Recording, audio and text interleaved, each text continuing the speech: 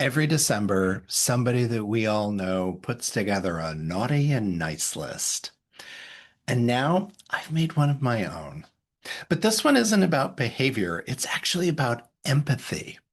And yeah, I'm on both of those lists. Hi, everybody. I'm Rob Volpe, and this is Reading Between the Lines. So, this is my first ever naughty and nice list. And like I said, it's not the type that you're used to. This one's about empathetic actions from 2025, where empathy shows up, and then where it really didn't, which is the naughty list. And as I've said, I am on both of those lists because empathy is not about being perfect. It's about having awareness, listening and connecting, making the choice to do that. And when it falls apart, taking the actions to actually make the repair. So, a couple different things I want to preface all of this on. When I'm giving talks, I often ask the audience from a scale of 1 to 5 where you show up on your empathy abilities. And I usually rate myself a 3.5 to, I say, on a good day, a 4. And a lot of people are surprised by that. They expect that I'm going to go, "Ooh, I'm a 5." But I'm not. I'm not perfect. I'm human. And I feel like it's important to be honest about that. Empathy is a practice. It's something that we have to be aware of when we're actually doing it, when we're achieving it, how it's fueling where we're going and their actions. And then when we're falling short, what might be getting in our way? And how might we make a different choice the next time so that we can achieve a different outcome? So, there's a couple of basics around empathy that I'd like to just remind us of, and that'll hold everything together as we're listening to this naughty and nice list.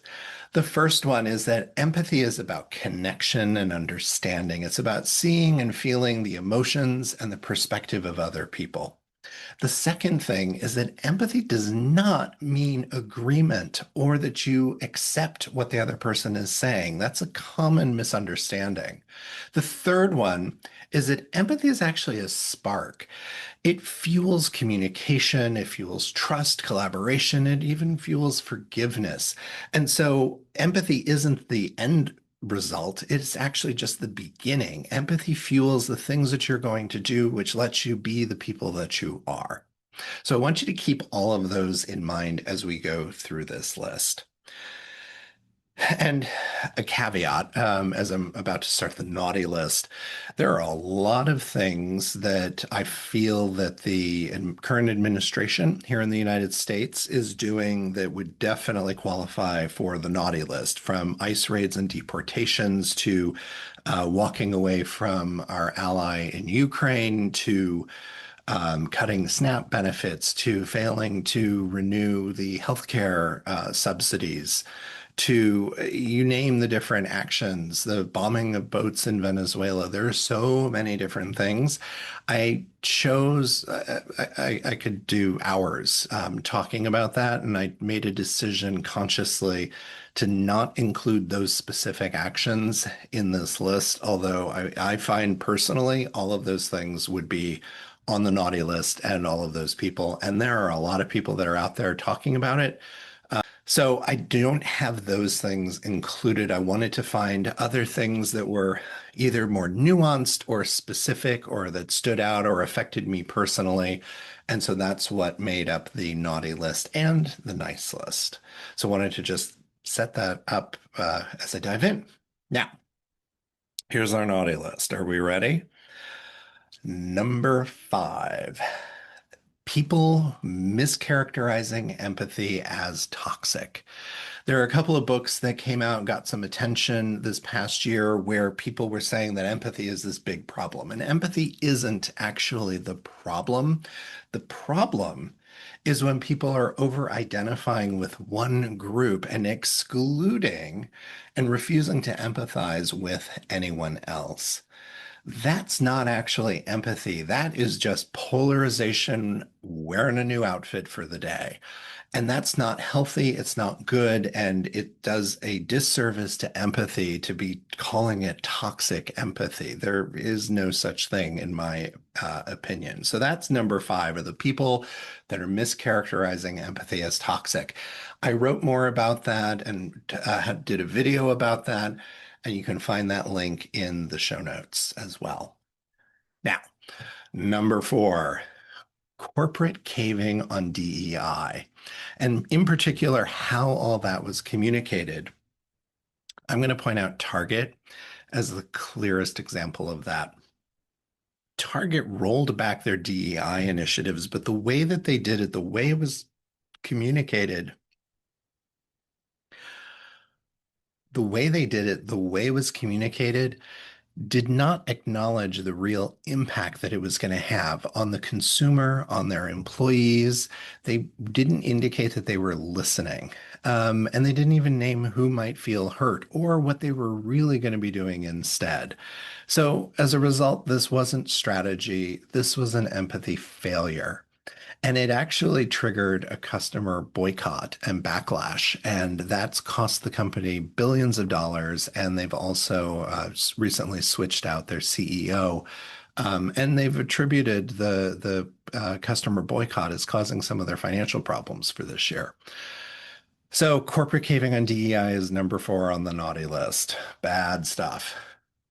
Number three, now, this is the time that I acted out of character in the hair salon. And I also wrote about that one, and you can find the link in the comments for more details. But this was all about me, that time that I lost my cool sitting in the chair in the hair salon because the person next to me was so misinformed about Ukraine and what was going on.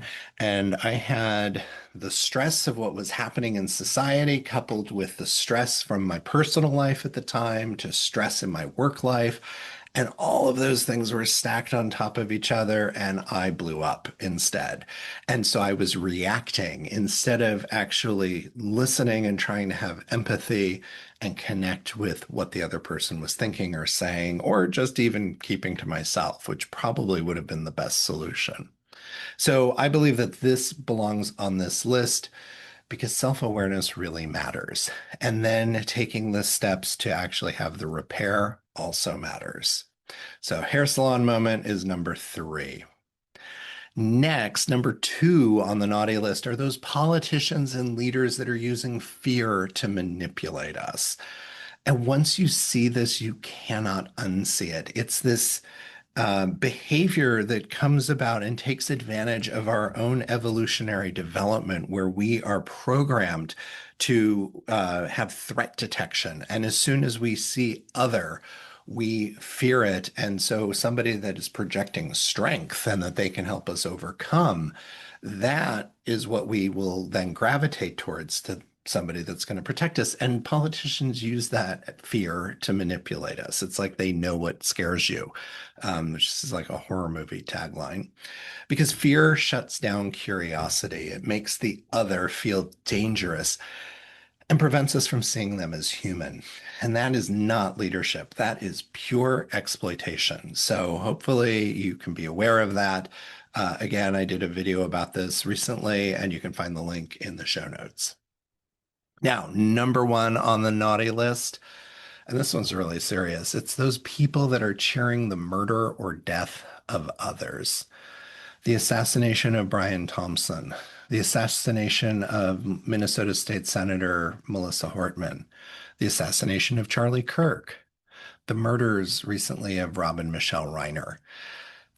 We can be disgusted with our healthcare system, with our politics, with the state of things. That's understandable. But celebrating the death of somebody that's in that is not. This, we don't actually live in the Hunger Games. This is not a competition in that way. It's not something that's worthy of being celebrated. It's actually shameful and disgusting that we would be celebrating the death, the murder of somebody else. And empathy forces us to ask the question, Who is the person that might be grieving in this situation, and what do they need? What do they deserve from us? How can we support them?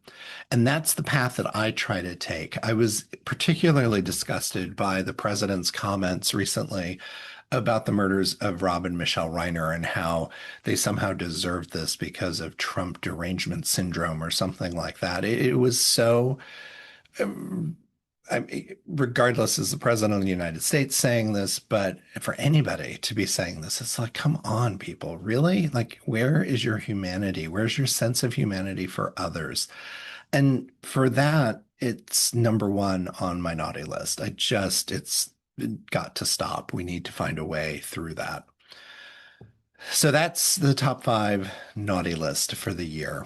As we move into our nice list, we're going to take a little curious breath. I feel the kind of energy building up from going through all of those things. So hopefully you'll just join me in a quick pause.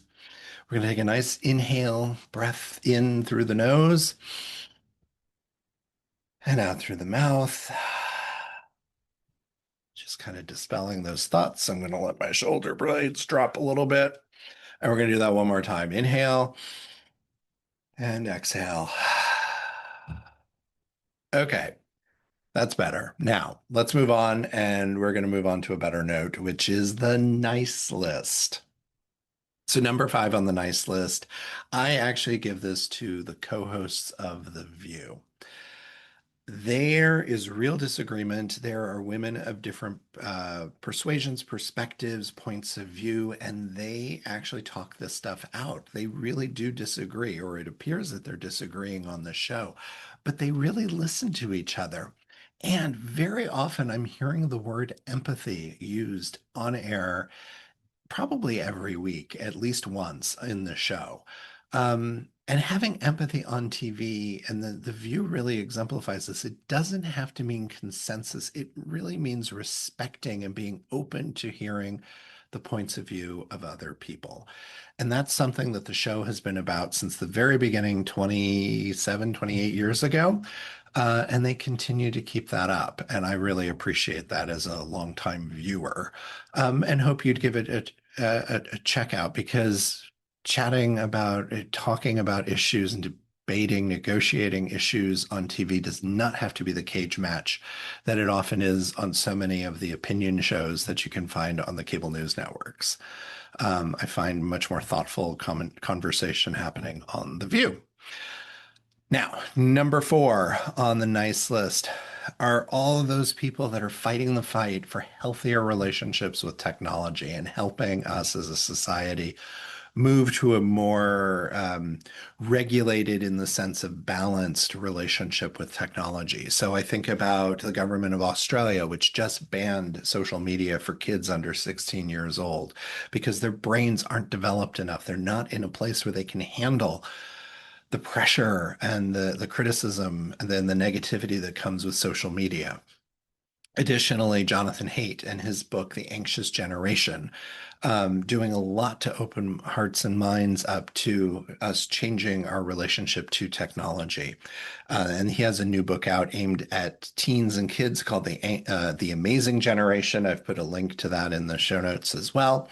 Also, check out Kara Swisher and Scott Galloway and their Pivot podcast, which I'm sure if you're listening to this, you've listened to that, just because it's so much, it's a top show, and very popular. But they talk about technology and they're constantly talking about AI and the way AI is manipulating people already and the negative relationships that we're building to AI as well as in social media.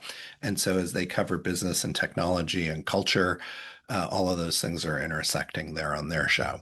And I also want to give a shout out to the Center for Humane Technology. They're doing a lot of work towards having technology that is more helpful and positive in the way that it affects humanity rather than the negativity that's going on. And that is led by Tristan Harris.